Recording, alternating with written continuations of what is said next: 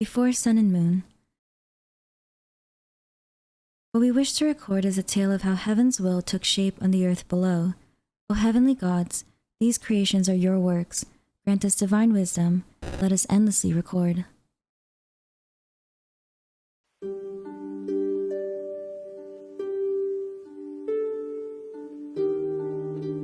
When the doves held branches. When the eternal throne of the heavens came, the world was made anew. Then the true Lord, the Primordial One, came forth and did battle against the 7 terrifying sovereigns, dragon lords of the old world. The Primordial One created shining shades of itself, and the number of these shades was 4. On Phanes, or the Primordial One. The Primordial One may have been Phanes. It had wings and a crown, and was birthed from an egg, androgynous in nature. But for the world to be created, the egg shell had to be broken. However, Phanes, the Primordial One, used the eggshell to separate the universe and the microcosm of the world. 40 years after the held branches, 40 winters entombed the flames, and 40 summers churned the seas. The 7 sovereigns were vanquished, and the 7 nations submitted to the heavens. The Primordial One, the great sovereign, began the creation of heaven and earth for our sake, that of its creations which it cherished most, who would soon appear upon this earth.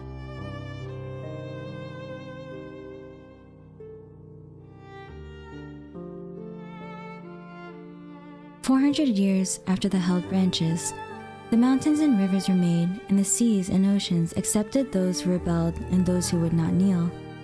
The Primordial One and one of its shades created the birds of the air, the beasts of the earth, and the fish of the sea. Together, they also created flowers, grass, and trees, before finally creating humans, our ancestors, numerous as the stars in the sky, uncountable as the sand on the shore. From that time, our ancestors made a covenant with the Primordial One, and so entered into a new age."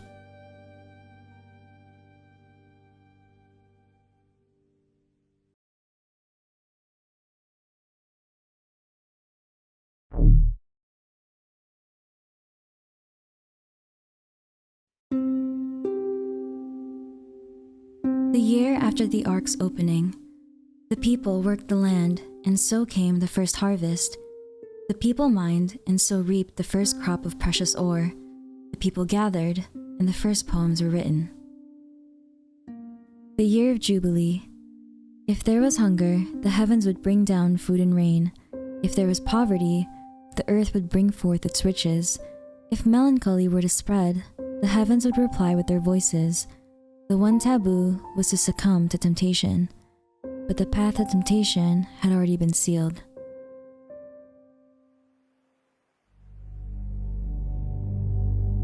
The Funerary Year.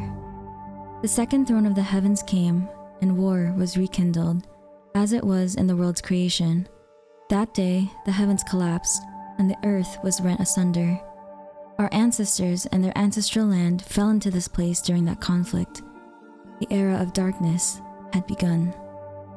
The first year of darkness, the people of the 7 sovereigns had found refuge in the oceans, and the dragon heirs of the depths ruled this particular place, which led to war between them and our ancestors. Our ancestors chased them into the shadows with the light of 1,000 lanterns, and they hid in those shadows, hunting us. But there was only darkness in this place, and so their hunting grounds were untrammeled. The prayers of the people turned into lamentations, but the Primordial One and its 3 other shining shades could not hear. The Parable of the Sun. In a dark cavern, there lived a group of people who had never seen the light. Among them was a sage who had once seen the sun, and he told the gathered folk about what life under the sun was like, and about the great might of the sun.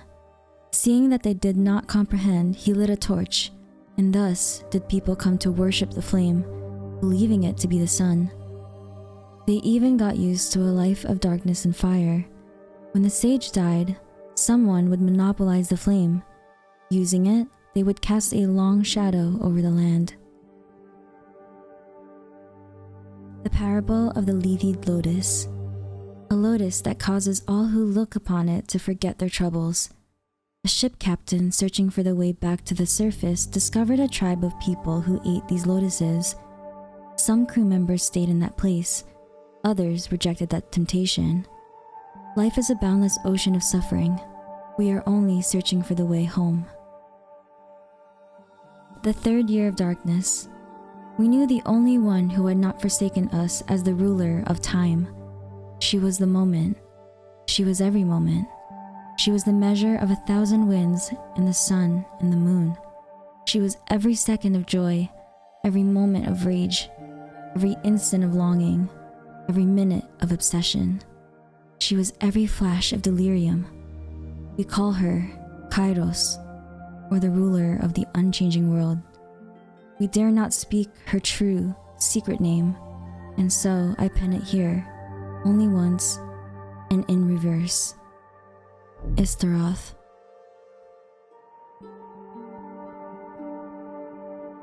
The Year of Blindness. The sage Abraxas' wisdom was awakened, and he unveiled a light-bringing miracle from within his hands, so our ancestors began to build the Helios, with him as their leader. The Year of Sight, or the first year of sun and moon. Helios, the divine chariot of the sun, was finally completed. The white night came, and Evernight was banished. The years of the sun and moon had begun. The second year of sun and moon. Our ancestors sought the returning way, for surely the war on the surface had ended by then. But the Primordial One, the first throne, had laid down a ban, preventing our ancestors from finding the path home. In that case, the Primordial One must have defeated the second who came. Abrax was imprisoned by order of the Sunchild.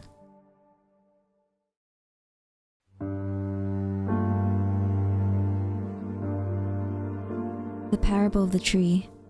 The king's gardener and the tree spirit of the royal garden were in love, but the king wished to repair the beams of his pavilion, and so needed to cut down the tree with the most spiritual energy within it.